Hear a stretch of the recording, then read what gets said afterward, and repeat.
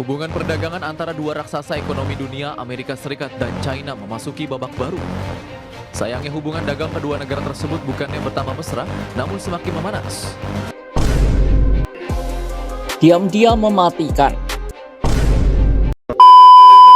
Hai teman-teman, aku mau nanya nih ke kalian. Kalian tuh sering gak sih belanja online?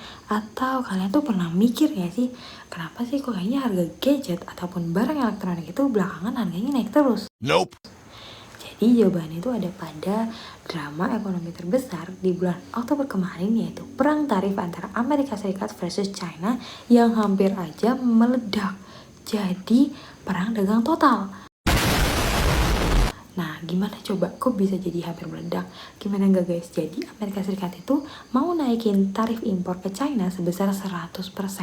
Yang harga barang awal 100.000 itu berubah jadi 200.000. Gila banget kan teman-teman? Oh my god! Wow! Nah, tapi tenang aja deh teman-teman. Aku, Azalia Sevanataniela, dengan NIM belakang 229 dari rombel PKP akan jelasin ke kalian kenapa sih kok bisa sampai segitunya, pemicu awalnya tuh apa sih, dan dampak buat Indonesia itu kira-kira apa ya. No! God, please, no! Cina memutuskan untuk menggemparkan dunia pada tanggal 9 Oktober tahun 2025 dengan mengumumkan bahwa mereka akan mengkontrol ekspor masif mineral rare earth. Nah, di sini tahu nggak teman-teman, rare earth itu apa sih? What? Nah, rare earth itu merupakan mineral langka yang super penting dalam pembuatan teknologi modern, contohnya seperti smartphone, laptop, ataupun kendaraan listrik, dan juga peralatan militer. Damn! Nah, kalian sendiri tahu kan Amerika Serikat tuh gimana sih dengan kemiliterannya? Nah, itu semua tuh butuh rare earth. Contohnya helmium, erbium, thulium, ytterbium, dan juga erbium maupun nama-nama lain yang susah disebut. Stop it. That's why, waktu Cina mengumumkan kalau mereka itu akan mengontrol ekspor masif untuk mineral rare earth-nya, dunia itu merasa terguncang karena Cina itu merupakan 70% pemegang rare earth utama di seluruh dunia. Nice. Jadi kalau Cina bilang kalau mereka akan mengontrol, itu sama aja kayak Cina tuh bakal menahan ataupun menghentikan yang namanya industri teknologi modern, teman-teman. Kayak lu punya mineral rare earth, lu punya kuasa.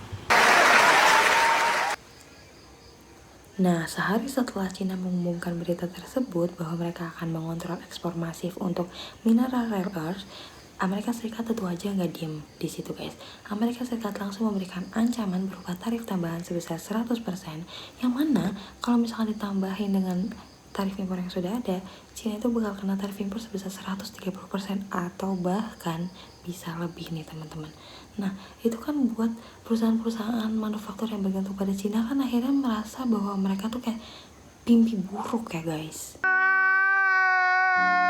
Ditambah di tanggal 14 Oktober itu, Amerika Serikat mengenakan tarif khusus buat pelabuhan yang dilewati oleh kapal-kapal yang berasal dari Cina. Jadi coba kalian bayangin, setiap ada kapal Cina datang ataupun lewat di kapal di pelabuhan Amerika Serikat, itu bakal dikenakan biaya tarif tambahan yang menyebabkan ongkos kirim itu bakalan naik, yang bisa juga menyebabkan harga dari barang tersebut pun ikut naik. Terus respon Cina tuh gimana? Mereka tuh gak diem aja guys, mereka justru bales hal yang serupa untuk kapal-kapal Amerika. Nah, di sini tuh dunia udah mulai panik guys. Ekonomi global tuh udah mulai tergonjang-ganjing. Kayak pasar saham turun, investor gelisah. Tapi sebenarnya tuh ada sisi positifnya tau buat Indonesia teman-teman. Kayak misalkan nih, banyak banget perusahaan-perusahaan besar yang mulai mikir kayak, kok kayaknya buat bergantung sama Cina tuh terlalu risky ya, terlalu beresiko. Akhirnya mereka kan mulai mencari yang namanya alternatif lain, dan Indonesia itu bisa menjadi pilihan karena Indonesia itu merupakan cadangan nikel terbesar di dunia, tenaga kerjanya banyak, selain itu juga posisinya tuh strategis di Asia Tenggara. Namun tetap saja nih teman-teman, ada tetapinya.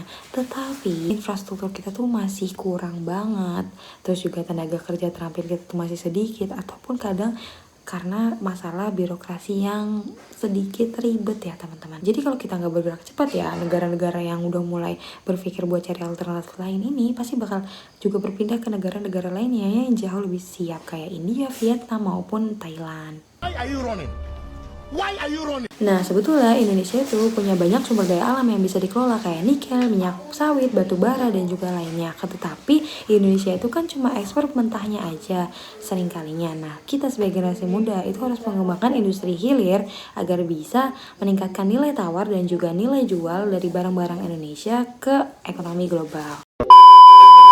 Nah, teman-teman, itu tadi merupakan penjelasan sedikit mengenai perang tarif yang terjadi pada bulan Oktober kemarin, yaitu mengenai Amerika Serikat dan juga versus China. Nah, ini merupakan reminder buat kita semua kalau ekonomi dunia itu tuh sangat rapuh dan saling kait-mengait atau saling berkaitan satu sama lain.